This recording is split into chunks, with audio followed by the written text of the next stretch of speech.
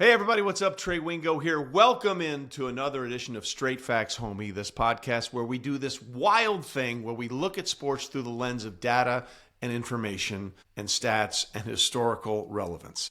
No screaming, no yelling, no arguing. We just present the information and let you decipher it the way you want to decipher it. Glad you're with us. Really special episode today. You know, we do this thing called Trusted Voices on this podcast. People that have been in the game, people that know the game, and people that can help people who haven't been in the game the way they've been in the game relate to the game. Well, we just concluded the PGA Tour season with the Tour Championship, Tommy Fleetwood finally breaking through. It was really a remarkable year for golf. So we decided to bring in one of the most influential golf announcers out there, also somewhat controversial for his opinions, but you're always backed up by data, by the way. They're always backed up by data, and that's why we bring him in. My good friend, host of many shows on NBC and the Golf Channel, former PGA Tour player, Brandel Chamblee. Brandel, you've been covering this game for a long time. Was this the best year for the PGA Tour ever in the post-Tiger Woods era in terms of what we saw, the excitement week to week? That's a good question. You know, I'm surprised that question didn't come up. Right out of the gates, you come up with a good one. I'd have to say it was. You know what? It's been Tiger completed the career Grand Slam in 2000, so we've had a few players have a go at that, and Rory finally breaks through to become the sixth guy to complete the career Grand Slam. We have a dominant number one, the most dominant number one since Tiger Woods.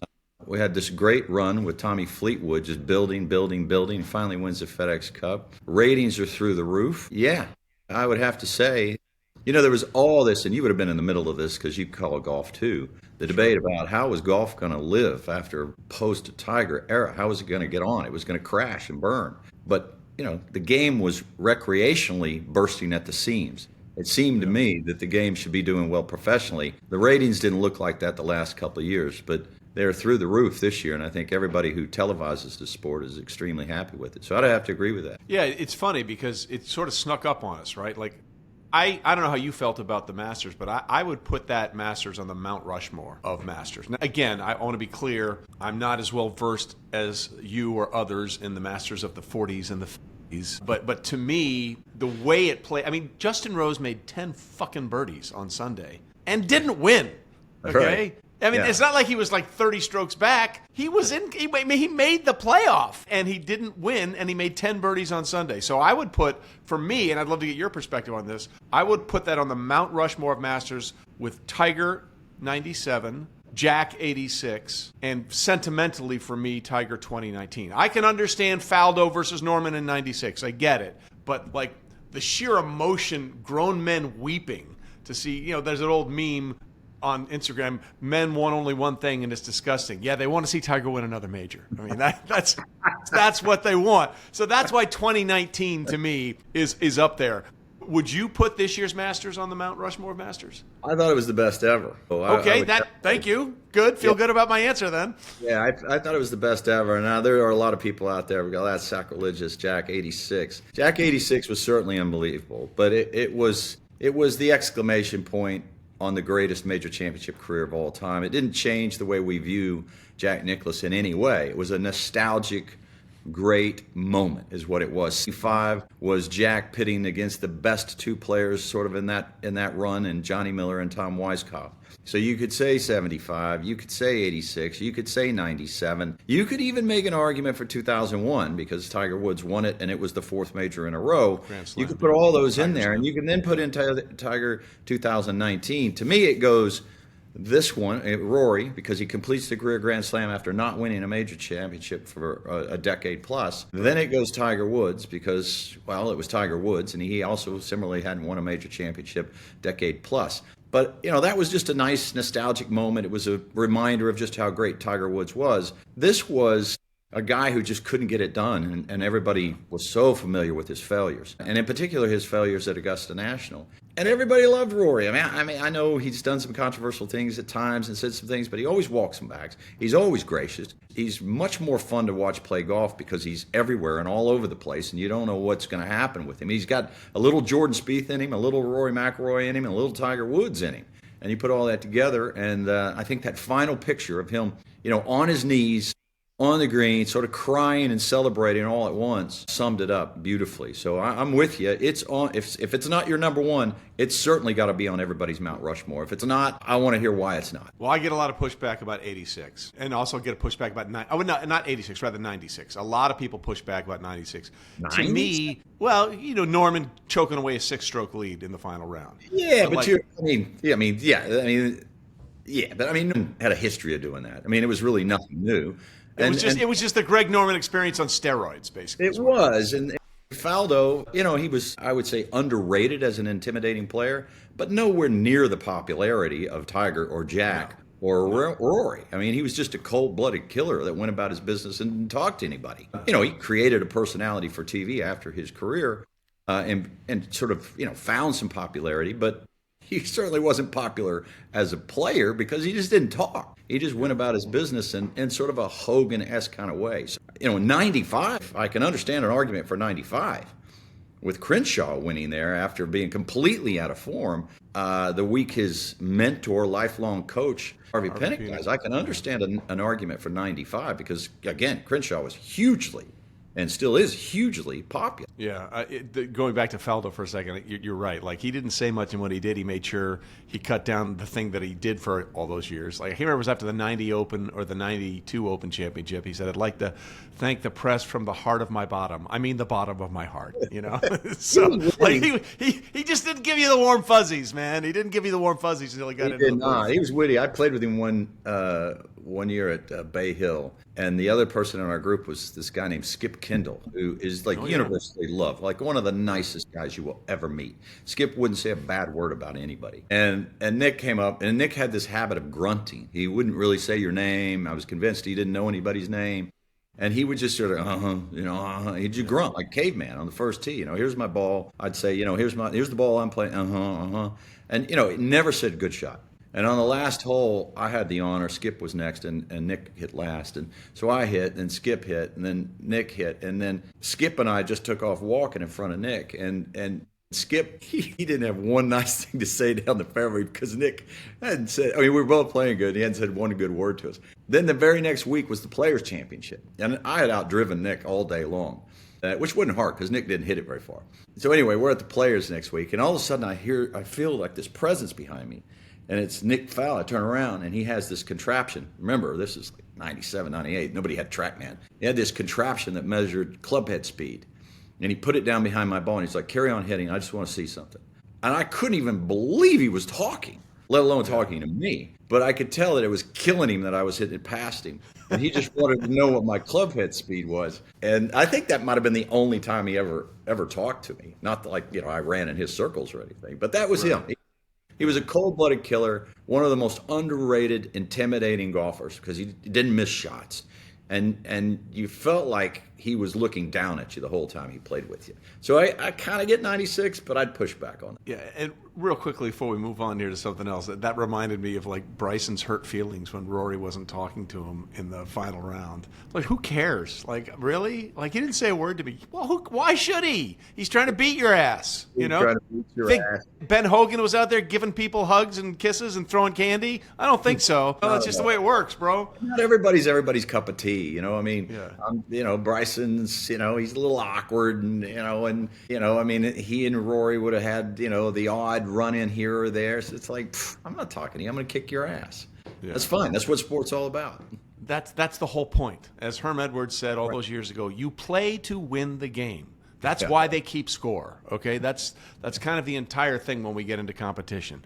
And speaking of competition now, I think we both agreed this was the greatest year post-Tiger Woods being a star on the PGA Tour. How do you keep it going? Like, that's the thing, right? You and I know this, having been in television. So look how good the ratings were for this one. Yeah, but how are we going to get better? How are we going to get better ratings the next time? So if you're the PGA Tour and Brian Rolap, the new Grandmaster of Time, Space, and Dimension, how do you keep this thing going? Obviously, you hope Scottie continues to be on this generational run, but how do you maintain the level of anticipation and excitement week in and week out? Now, you'd be far more familiar with Brian Rolap's success in the NFL than me. Right. I know what I've read. He was, hugely credited with the great trajectory of the NFL over the last 20, 25 years. No question.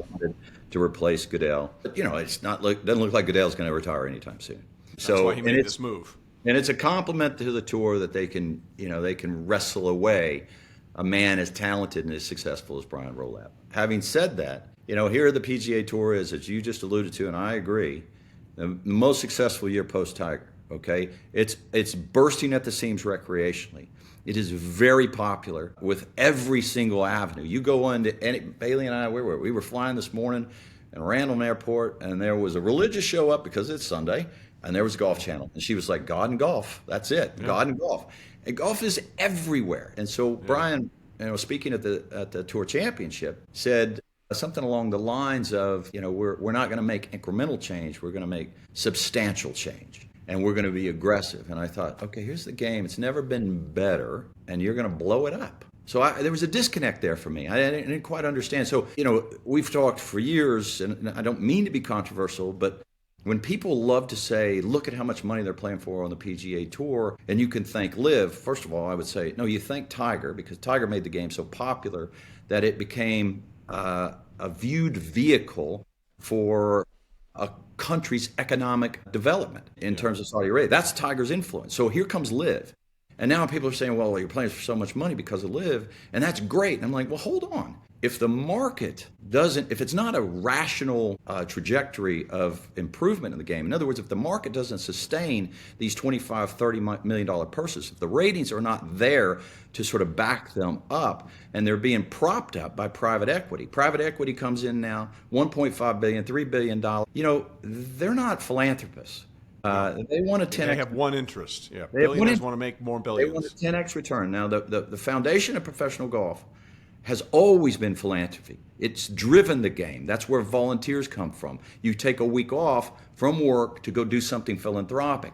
Tours can't run without volunteers. You turn the game into just about profit, and you start siphoning off this profit that these tournaments have and then give to charity. Like I'm here at the WM Phoenix Open, $18 million in profit because they run the best event on tour. And all of a sudden the tour is going to want 15 of that, 12 of that, 16 of that. All of these charities in town are going to have to fire people. People in need are going to go wanting, and the WM Phoenix Open is not going to be able to have the success it's had. I'm not suspicious. I'm concerned about wanting to blow the tour up because I have no doubt that Brian will figure out a way to do it and make more money for the PGA Tour. But will it be to the detriment of the PGA Tour? And if he talks about shrinking the tour from 45 events or 42 events to 25 or 26, the tour has historically hated a void, because if there is a void, trust me, someone's going to come in and want to run a golf tournament and use the players and buy the players from the PGA Tour.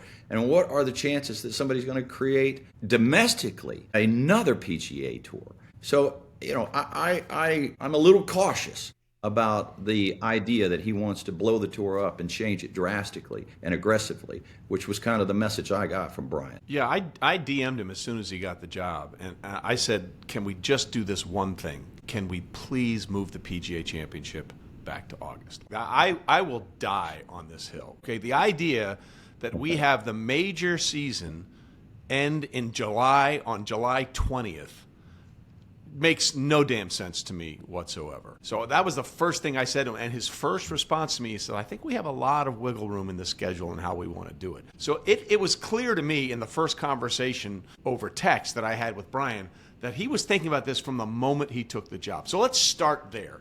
Please tell me you believe the PGA Championship should go back to August. Yeah, the tour does end early, for sure.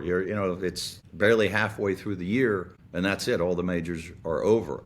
I understand the PGA Championship wanting to move to earlier in the year. It gives it, perceptively, it gives it a larger role. It seems to mean more. You remember back when it used to be Glory's Last Shot, as if that's what they called it, and they were. Which, by the way, is grammatically wrong. I mean, I love TND and TBS, but like Glory doesn't have a shot. You have a shot at Glory. There, I'm off my soapbox. Continue. That's very good. I like that. But nonetheless, It did help, I think, add weight to the back end of the year. The FedEx Cup is, it's a contrived event. It does bring the best of players in the world together.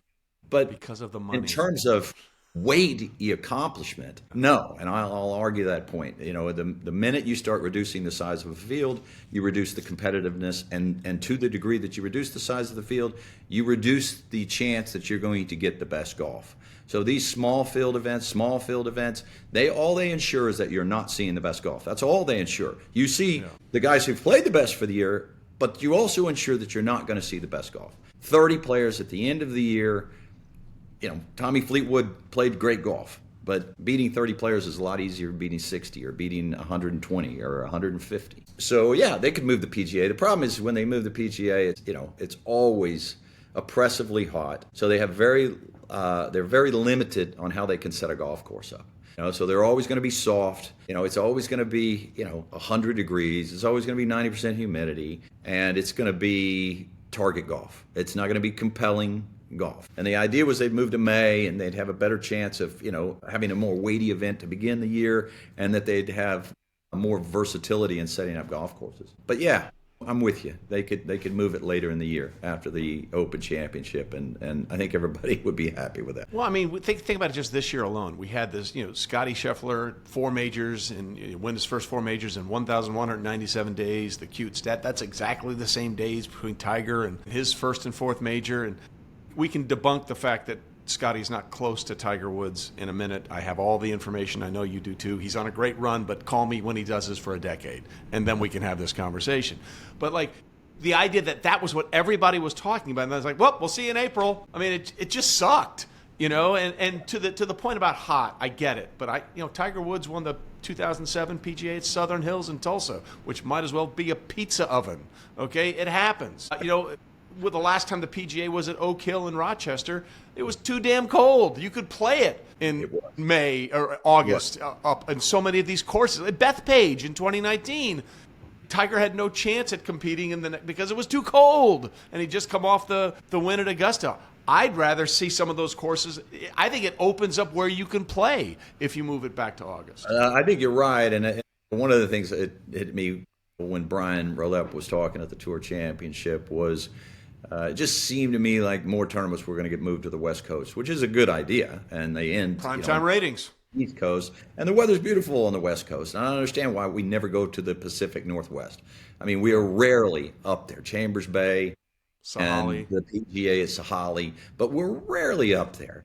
What a beautiful place and what a beautiful time of year to be there. Why would we not make that, once every 5 or 6 years, make our way back to the Pacific Northwest, have more tournaments on the West Coast? So, yeah, you're not getting an argument from me there. The PGA, look, there's a case to be made that the PGA could move around the globe, not just the United States, but Canada, Latin America, Europe. I get it's the Professional Golfers Association of America, but professional golf associations are important to the game. And the fact that 3 of the 4 major championships are played in the United States, when you start to think about grow the game, make it more global, there is one major that could move around the globe that doesn't, and that's the PGA Championship. So there you open up a host of opportunities and potential places to play that are more interesting in August and not so oppressively hot. Now you're looking at 10, 15, 20 years down the road to be able to do that.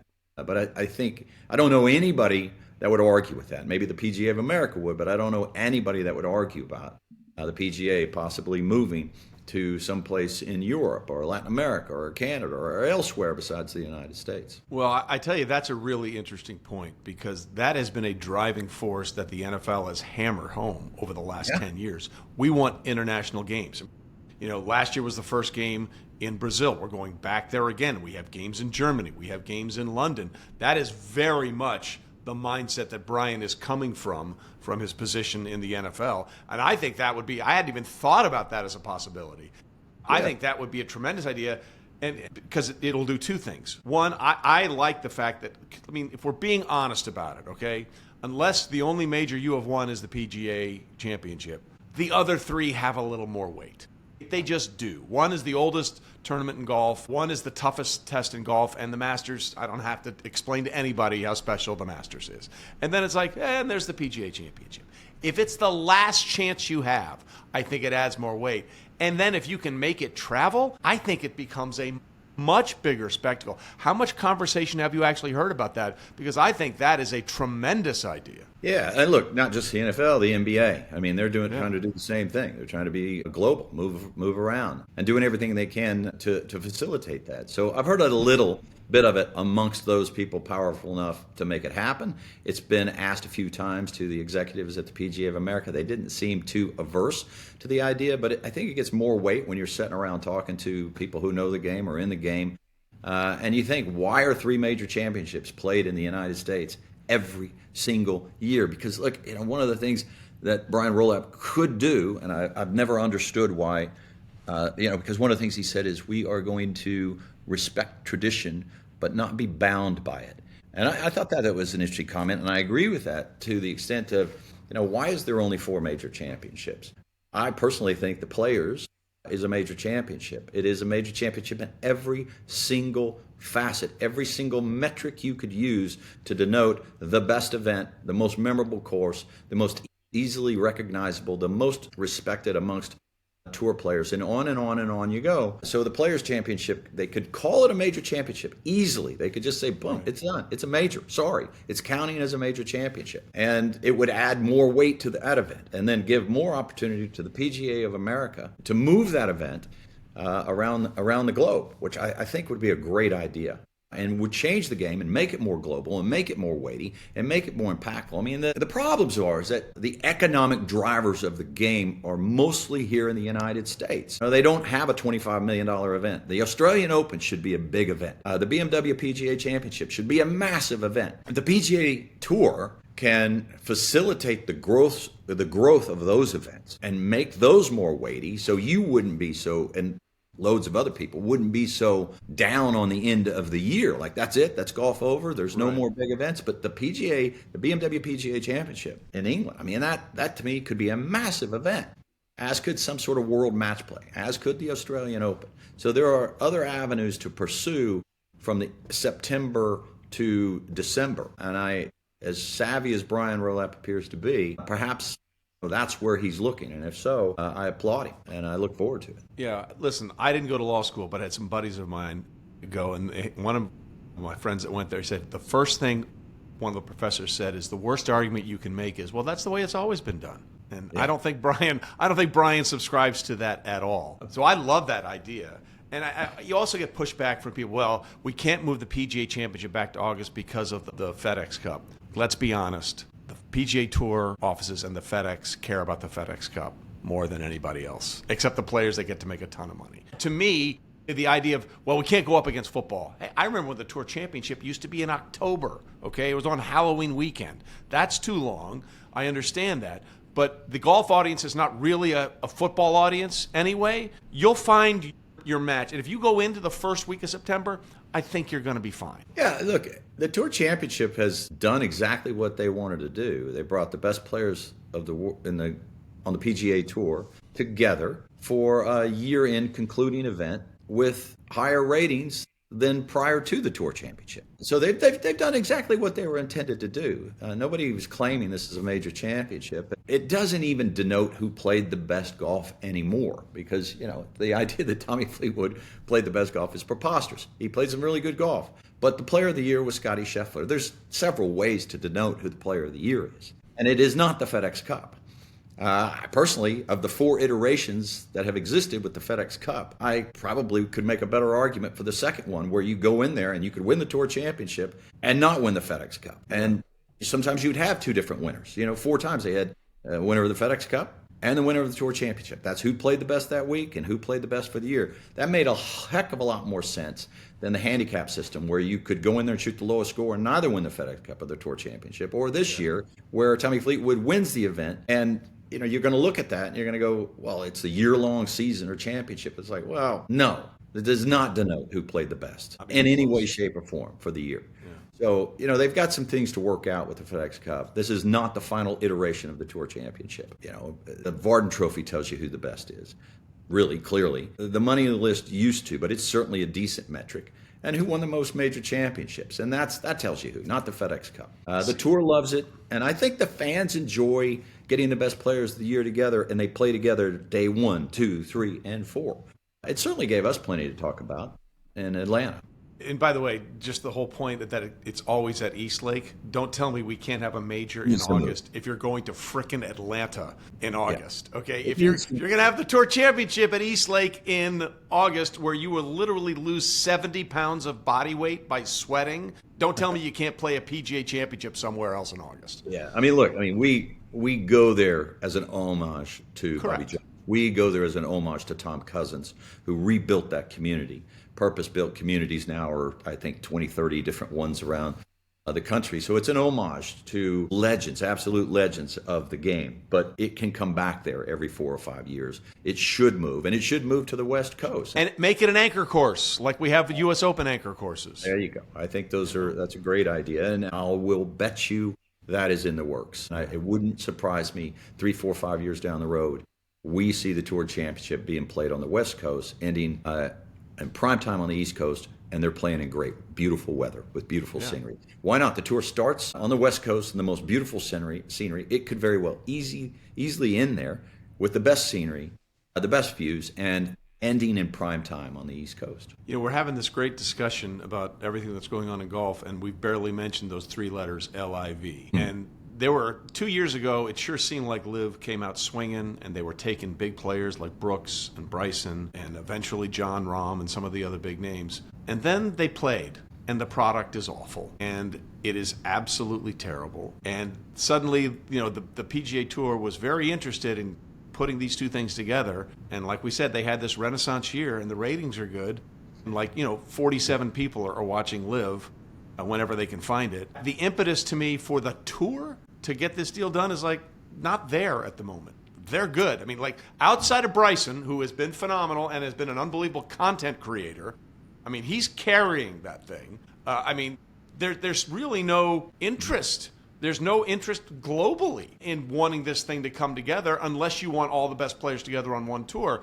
It's been really interesting for me, and your opinions on this have been very outspoken. So I think everybody knows where you stand.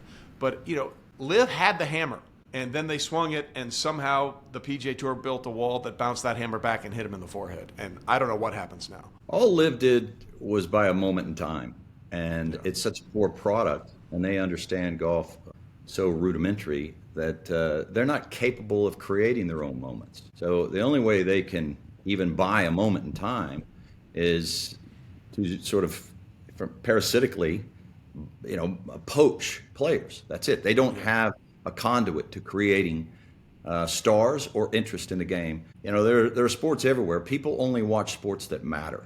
That's it. And there's nothing about LIV that matters. And it's a horrible product. And when people say, well, they got Bryson. Yeah, Bryson's a heck of a player. But when people want to tell me he moves the needle, I'm like, no, he doesn't. Where's the evidence? Where's the evidence?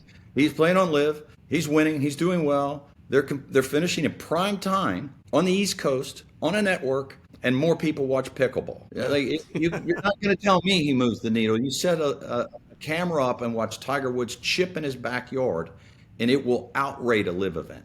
For that matter, it may outrate a PGA Tour event. I mean, but the PGA Tour event's getting 3.5 million people watching on a random week with sort of random winners, and you've got these so-called marketable, so-called interest, so-called draws, and nobody's watching the product. Nobody. It doesn't matter. Because people look at it and they're like, well, first of all, there's no merit to it. There's no meaning to it. And they're finishing on 3 and winning, or 2 and winning, or 17 and winning. There's no flow to it. And it's clear that the people who tried to put it together had no idea about the history of the game of golf. So it just hasn't resonated. They've spent $10+ billion, and they can hardly get anybody to watch the thing. And when we that was never their intent anyway. I mean, let's be honest. They wanted a seat at the table. They wanted to buy a seat at the table. That's what they want. Yeah, and to facilitate economic diversity, within a country that is so oppressive that they can hardly make a toaster because it's so oppressive. To the degree that you oppress women, you're going to have an economically deprived country. And those are the people that fund LIV Golf. That's who funds it. So I don't think that's lost on the audience here in the United States. I don't think that's lost on them. That might have something to do with the fact that nobody watches it, but it's probably just because, or mostly because the product stinks. Well, I mean, listen, Joaquin Niemann won, what, 5 Tour Live events this year, and somehow Jon Rahm was the overall champion? Someone explain that to me. Like that, to quote Ted Lasso, that don't make no sense. And I get pushback on this, Brandel, all the time, and I find it comical when I say Jon Rahm's legacy has been ruined by going to the LIV Tour. When he left, he was the #1 player in the world, and my good friend and your friend Justin Ray, who was the Tiger Woods of golf researchers, he's just the best there is. He had the greatest thing called Jon Rahm Destroyer of Worlds. Well, now you might as well just call him Jon Rahm destroyed his own career. And yes, he made $250 million or whatever that number was. But the first time they came to him, he's like, no, I'm about winning. I'm about legacy. I'm about championships. He can't win anything. And if you ever seen him at a LIV event, he looks like he would rather be anywhere else in the world. Yeah, every now and then a video will pop up where he's swinging and somebody's taking a picture of him, or the music is blaring, and he looks like he's absolutely ready to torch the place. And all of these guys, yeah, they're golfers, but deep down, they love being relevant. They would love to be competitors. Relevant. And they're irrelevant. And Lewis and Clark can barely find their television broadcast. It's like they're irrelevant. Nobody talks about them. Nobody cares what they're doing. 4 times a year when they come to major championships, they drag the dirty laundry and the baggage of LIV to that event. And, it mucks up the atmosphere a little bit. And then, look, they bought the best players money could buy. They bought, a dozen, 15, some pretty good players. So it stands to reason a couple of them at major championships are going to play decent. But by and large, when you go back and you look at the data on every single player, which I've done 2 or 3 times, it's tedious to do it, but you go back and look at every player before and after LIV, before they went to LIV, after they went to LIV. And with very few exceptions, their games have deteriorated substantially. And Bryson's the lone standout. He's the lone standout. He is. But when you go look at Rahm before and after, deteriorated. Oh my God. Dustin Johnson before and after, deteriorated. Well, he doesn't care anymore. Before and after. Dustin doesn't care anymore. Let's just be clear. Dustin does not care. Just before and after, it's over, And it's Sergio Garcia before and after, deteriorated. And you just go down the list, and you're just like, well, this is doing them harm from a professional standpoint. Yeah, they're all making some money if that's all you care about. They're not playing for history. They're not playing for legacy. And their careers have really subsided. So how do you see this eventually? Because I think all of us would love to see all of the best players on one tour, right? Like that's the thing. How do you eventually see these two sides coming together? Because like I said, LIV took their shot, and it was damaging to the PGA Tour. And then we had all these other stories that we talked about, and the ratings are up. The PGA is not so interested in making this happen until it's really favorable for them at this point. Yeah, I don't see them coming together. I really don't. They're going to separate. Because we've been talking about this for almost 2 years now. And longer than that. Then they're going to exist as two different entities. Even when people were saying that the PGA Tour was damaged by the exodus to LIV by a dozen players or so, I was suspicious of the ratings being down. I didn't buy it because they were essentially rating television broadcast using old criteria, old metrics of just linear TV. Well, that's not how almost anybody consumes sports these days. They're on an iPad, they're on their phone, they're all over the place. Multi-screening. They are. And so when they went back and reevaluated last year's and the year before, using the same way that they decide who's watching this year, the same ratings. Last year was up 20%, the year before was up 15%, in spite of the narrative that it was down. It made no sense to me that it could be down. The game was bursting at the seams recreationally. How could it be down professionally? Unless people were turned off at the prevalence of greed in the game of golf, which people were, but golfers still have golf on. Golf Channel's in every restaurant I go to. It's in every single club I go to. It's in the gyms that I go to. It's everywhere because you know what? Nobody dies on the Golf Channel. And everything else is so divisive in the world. You don't want to turn it on, you get pissed off. So you put on sports. This is why we watch sports. It's the last thing that tells the truth. Nobody tells the truth in anything. Nobody, anywhere. Where can you find the truth? You know what tells the truth? Sport. I can turn it on and I know that guy or that girl is better than that guy or that girl. I know who the best team is. I know who the best quarterback is. I know who the best golfer is. It tells the truth. It's about merit, and we draw entertainment from that. But it's also, I think it communicates values when you watch sport. And there are not many places in the world where you can watch that and drive that kind of interest from it. Yeah. By the way, that's why we created this podcast, because we were tired of the divisiveness and the screaming and the argument and the bullshit. I mean, the name of this podcast is Straight Facts, homie, because we want to get to the things that make you more interested in the game and make you smarter when you watch the game. That's what we're trying to do here, instead of the screaming. This is what I think. Give a shit what you think, to be perfectly honest, and I don't want to hear you screaming at me. The other thing that this leads to next, what's going to happen in a couple of weeks at Bethpage Black, and that's the Ryder Cup. And for clarification, we are taping this the day before Luke Donald announced his captain's picks. The good news for the U.S. is that the last 2 times the Ryder Cup has been on U.S. soil, we won it. 2016 at Hazeltine, 2021 at Whistling Straits, where that was really Scottie Scheffler's coming out party. People forget he was the anchor match against Jon Rahm, and it was the only one of the U.S. players that had a lower world ranking than the European player, and Scottie went out there and just spanked him. And that was like, okay, this kid's going to be something here. Where is your optimism on the U.S. making it a 3rd straight win on home soil? I'm not as optimistic as the blowouts have been. The last 5 Ryder Cups have been won by the home team and been won by an average of almost 7 points. They've been absolute blowouts. So first and foremost, I just hope it's close because I want something compelling to happen on Sunday. But I think, strategically, the advantage that the home teams have been setting up the golf course to, play to the strengths of their team and expose the weaknesses of the away team. And they've been successful at that. But it used to be just that the U.S. team drove it more wild, but longer, and they were better wedge players. But they no longer, can set up a golf course with no rough because they've got more straight drivers now. Tiger and Phil and Finau and Bubba, they're not on the team. Dustin Johnson, Brooks, they're not on the teams. So you don't have these long and crooked drivers on the team where you set it up wide open and these guys can get out there and just get after it. So if they set it up that way, it serves no advantage to the U.S. team. So I feel like they've lost their advantage in being able to set a golf course up in such a way that it plays to the U.S. team. Now, the home advantage is a point or 2.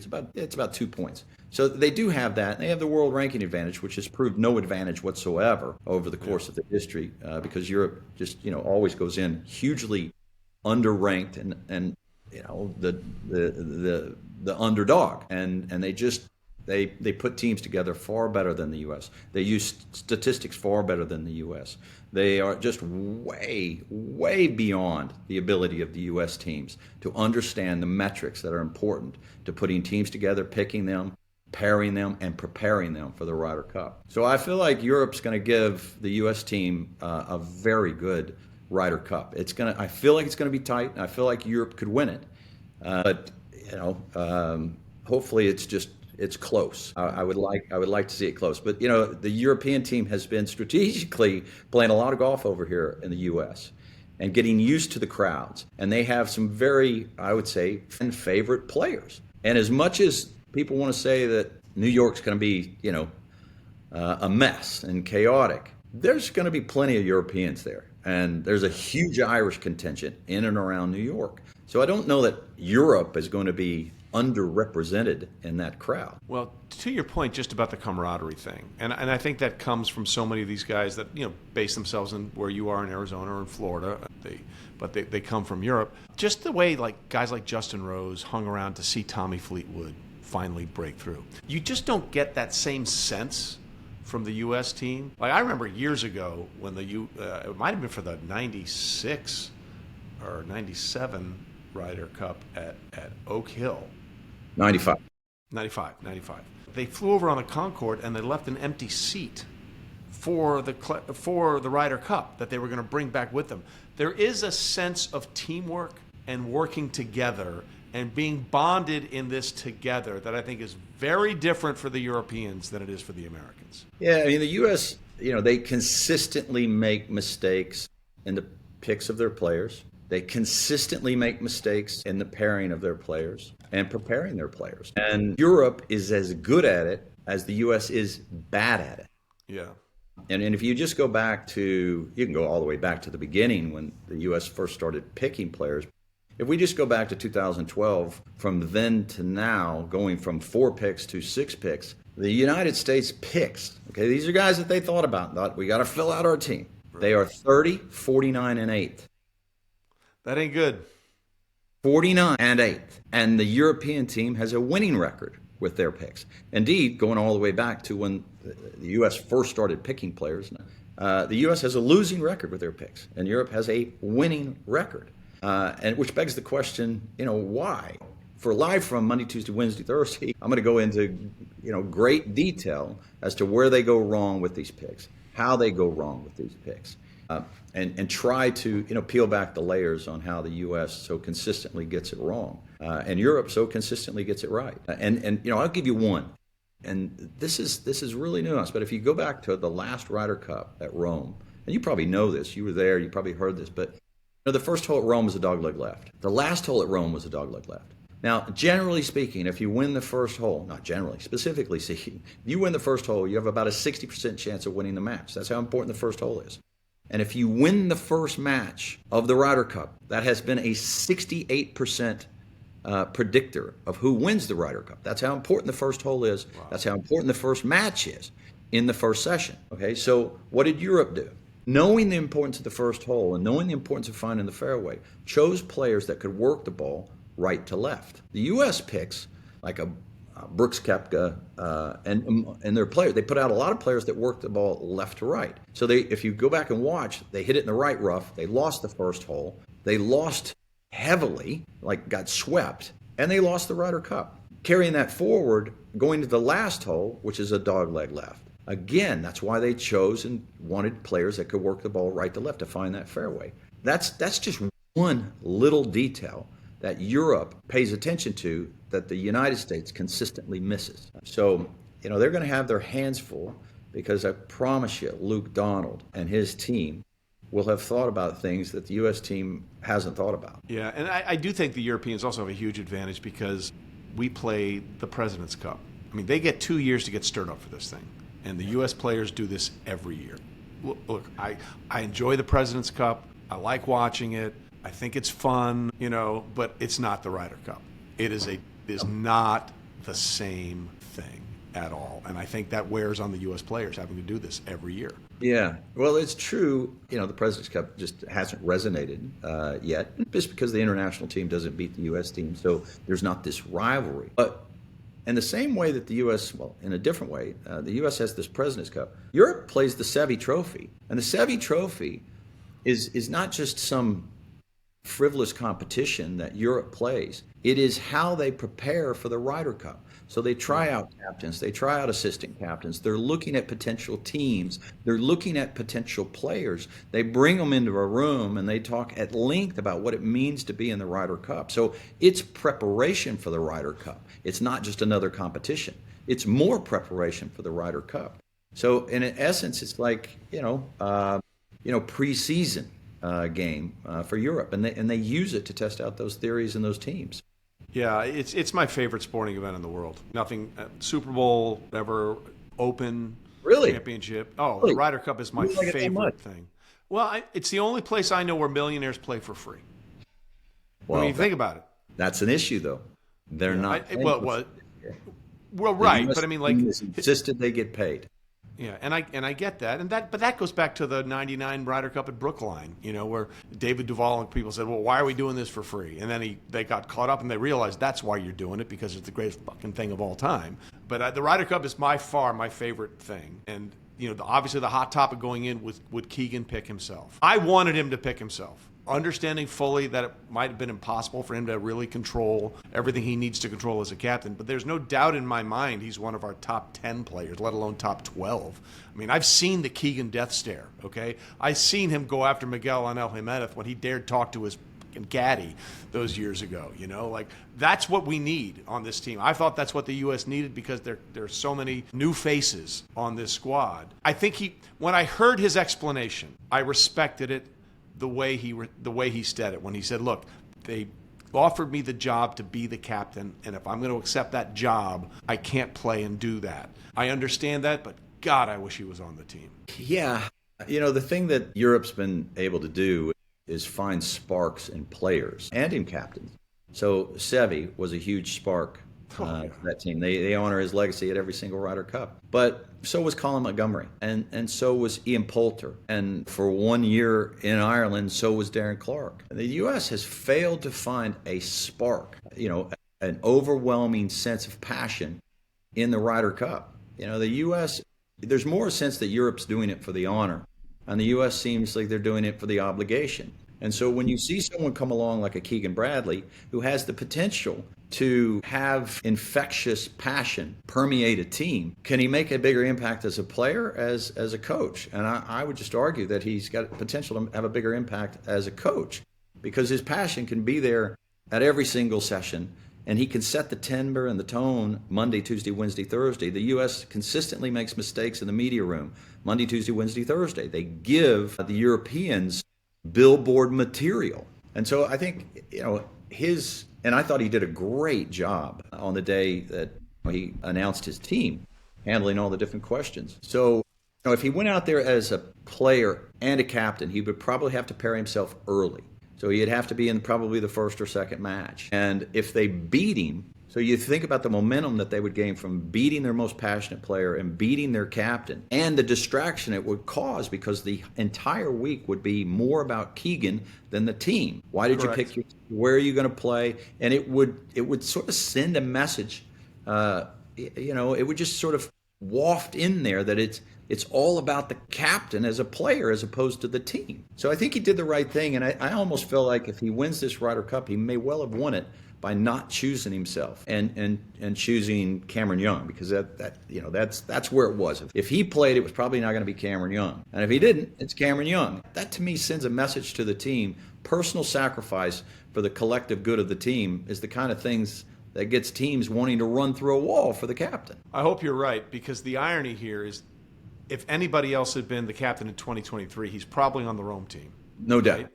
And if he's and because he didn't make the Rome team, he probably thought his competitive days were over. So that's why he probably accepted the captaincy. And then if anybody else was the captain this year, they would have picked Keegan. So he's missed out on two, just on the weirdest of circumstances, which is unfortunate for him.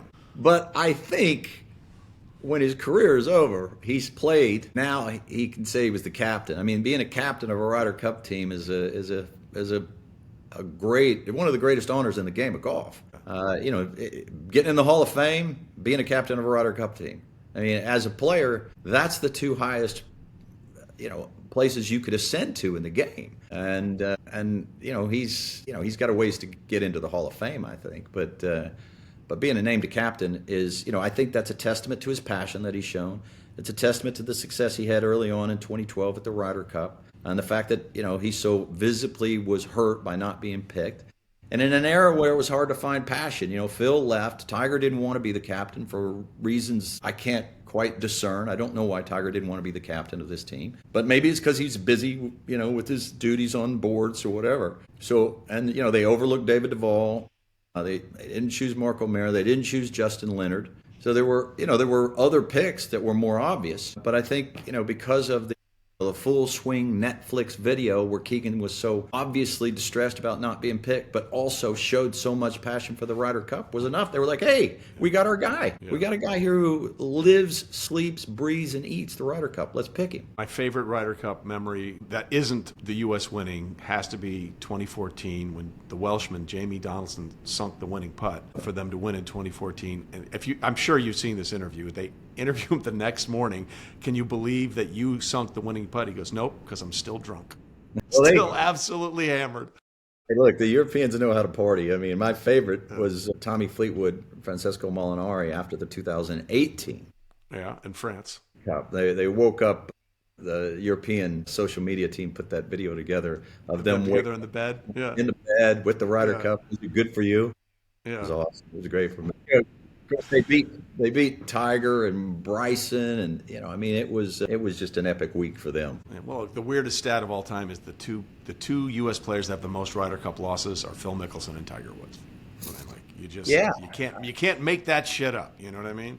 No, it boggles the mind. I mean, even when you start to look at Tiger's individual record. Not individual, his team record. This is what I mean by they just could never solve the problem of who is going to play with Tiger Woods, which, you would think that's a huge advantage. You got Tiger Woods, as your teammate. He was, what was he? I think he played and won 8 matches. I'll find it here in a minute. Yeah. I think he was 8, 19, and 2 was his team record.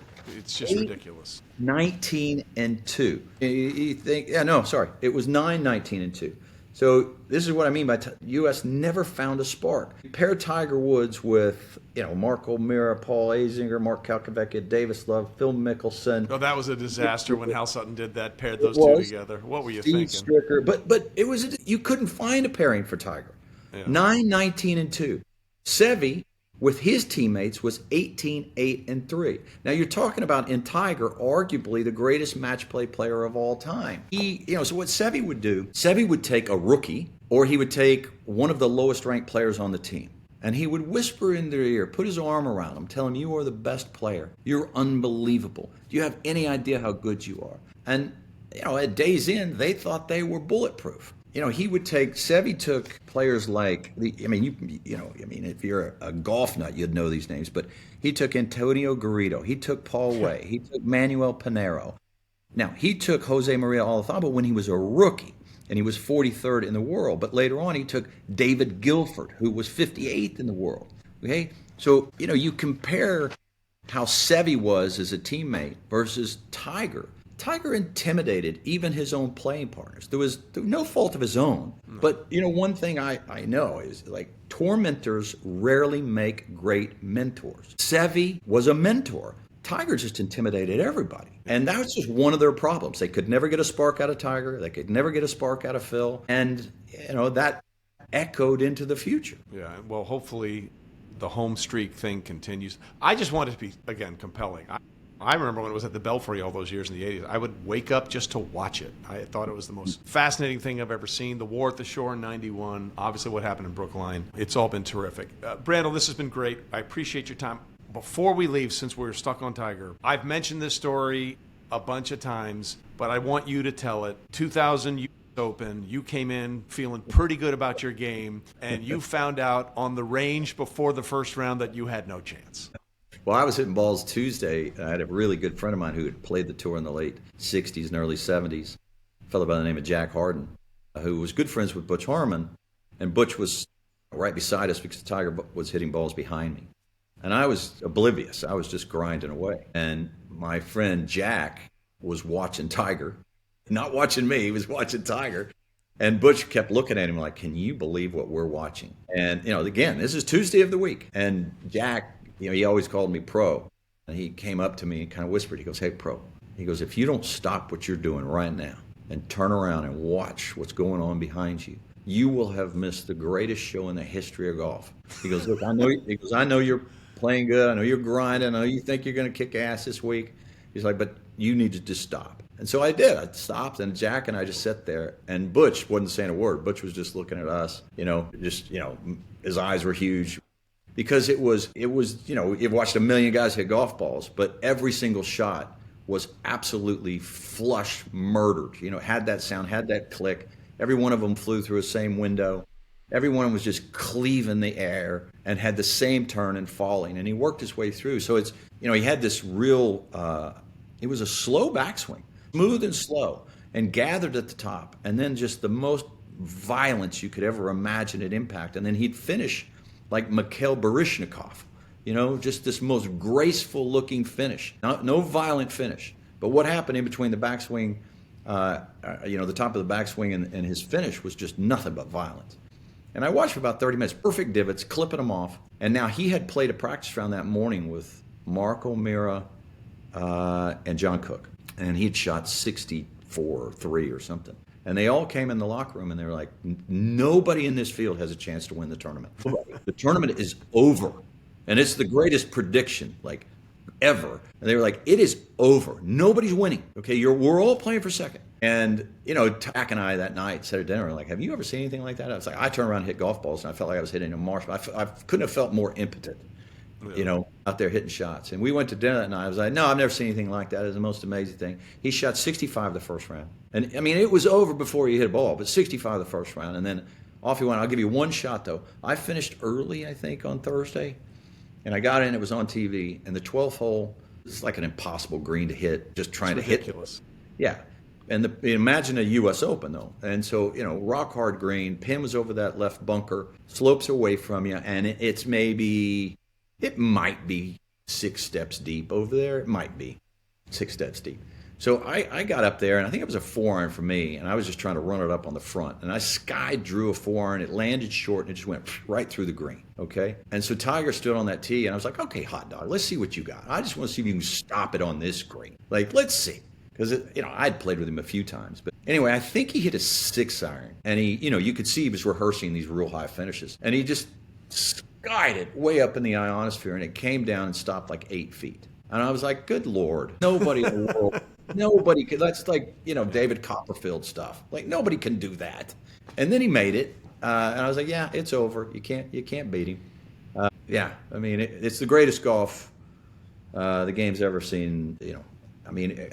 We talk about what Scottie Scheffler's doing right now. It's the closest thing to Tiger. But there's as much distance between what Scottie Scheffler is doing right now and what Tiger did at his best as there is between Scottie Scheffler right now and everybody else in the world of golf. That's how much better Tiger was at his best in 2000 and 2007 to Scottie Scheffler. 12 under was the score. Second place was 3 over. He beat the field by 15.